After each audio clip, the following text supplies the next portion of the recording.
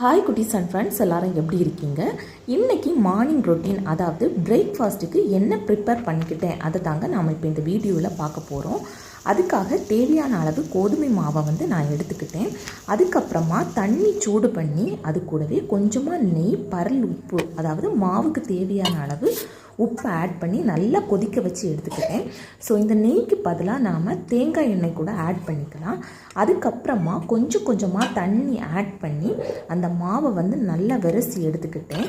So idli பாத்திரத்தில் கொஞ்சமாக தண்ணி விட்டு அது கொதிக்கிறதுக்காக ஸ்டவ்வை ஆன் பண்ணி அங்கே வச்சுக்கிட்டேன். இங்கே நாம் இப்போ என்ன பண்ண போகிறோம் அப்படின்னு நீங்கள் கெஸ் பண்ணியிருப்பீங்க. அதாவது இடியப்பம் தாங்க பண்ண போகிறோம். ஆல்ரெடி நம்ம சேனலில் ஷார்ட்ஸில் கோதுமை மாவு இடியப்பம் போட்டிருப்போம். பட் எப்படி ப்ரிப்பேர் பண்ணுறது அப்படிங்கிற வீடியோ நான் போட்டது கிடையாது. இதுதான் ஃபஸ்ட்டு டைம். ஸோ இது எப்படி இருக்குது அப்படின்னு கமெண்டில் சொல்லுங்கள். உங்களுக்கு இந்த வீடியோ பிடிச்சிருந்து அப்படின்னா நம்ம சேனலுக்கு 2021 லிஃப்ட் த வேயை சப்ஸ்கிரைப் பண்ணிக்கோங்க. ஸோ அதுக்கப்புறமா இந்த இடியப்ப ஆச்சில் கொஞ்சமாக ஆயில் அப்ளை பண்ணிக்கிட்டு அதுக்கப்புறமா நாம் எடுத்து வச்சுருக்கிற அந்த மாவை உள்ளே ஃபில் பண்ணி மூடி இந்த மாதிரி திருக்கி எடுத்துக்கிட்டேன். ஸோ அந்த மாதிரி திருக்கி எடுக்கும்போது இட்லி பாத்திரத்தில் இந்த மாதிரி தான் வரும். அதுக்கப்புறமா நம்ம தண்ணி நல்லாவே கொதித்து வந்ததுக்கு அப்புறமா இட்லி பாத்திரத்தில் இதை எடுத்து வைக்க போகிறோம். ஸோ இது டேஸ்ட் அவ்வளவு சூப்பராக இருக்கும். நம்ம சாதா அரிசி மாவில் பண்ணுறது மாதிரியே தாங்க இதுவும் இருக்கும். ரொம்பவே சாஃப்டாக ரொம்பவே சூப்பராக இருக்கும். நீங்களும் இதை ஒரு வாட்டி ட்ரை பண்ணி பாருங்கள். இது வரைக்கும் நம்ம சேனலை சப்ஸ்கிரைப் பண்ணாமல் பார்த்துக்கிட்டு இருந்தீங்க அப்படின்னா நம்ம சேனலுக்கு 2021 லிஃப்ட் த வேயை சப்ஸ்கிரைப் பண்ணிக்கோங்க. பக்கத்தில் இருக்கிற பெல் ஐக்கானையும் கிளிக் பண்ணிக்கோங்க. அப்போ தான் நான் போடுற வீடியோஸ் எல்லாமே உங்களுக்கு நோட்டிஃபிகேஷனில் வரும். இப்போது அது வந்ததுக்கு அப்புறமா நாம் இந்த இடியப்பத்தை எல்லாமே எடுத்துடலாம். ஸோ இதுக்கு இடியப்பத்துக்கு இந்த சுக்கு காஃபி சூடாக போட்டு குடித்தா நல்லா இருக்குமே அப்படிங்கிறதுக்காக நான் கற்பூரவள்ளி இலை, துளசி இலை, அதுக்கப்புறமா தேவையான அளவு தண்ணி, கூடவே சுக்கு, நல்ல மிளகு, இந்த மாதிரிப்பட்ட இதுகள் எல்லாமே பொடிச்சு சேர்த்துருப்பேன். இப்போ நாம் அது லைட்டாக சூடு ஆறுனதுக்கு அப்புறமா நாம் இந்த இடியப்பத்தை எல்லாம் எடுத்து ஹாட் பாக்ஸில் எடுத்து வச்சுட்டேன். ஸோ இந்த மாதிரி தான் இருக்கும். கலர் மட்டும்தான் சேஞ்சஸ் ஆகிருக்கும். பட் இது ரொம்பவே ஹெல்த்தி கூட. ஸோ நம்ம கோதுமை மாவு தான் ரொம்பவே ப்ரிஃபர் பண்ணி நம்ம ஏதாவது பண்ணிக்கிட்டே இருக்கோம் அப்படின்னா நீங்கள் இதை ட்ரை பண்ணி பாருங்கள். ரொம்பவே சூப்பராக இருக்கும். அதுக்கப்புறமா நான் ஆல்ரெடி சொன்ன மாதிரி தான் கருப்பட்டி, அதுக்கப்புறமா சுக்கு நான் ஆல்ரெடி பொடிச்சு வச்சுருக்கேன். அதில் 1 ஸ்பூன் ஆட் பண்ணிக்கிட்டேன்.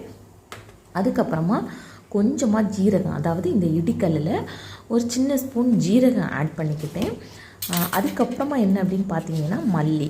இது ரொம்பவே டேஸ்ட்டு சூப்பராக இருக்குங்க. நீங்களும் இதை ட்ரை பண்ணி பாருங்கள் எப்படி இருக்குது அப்படின்ட்டு கமெண்டில் மறக்காமல் உங்கள்கிட்ட எக்ஸ்பீரியன்ஸை ஷேர் பண்ணிக்கோங்க.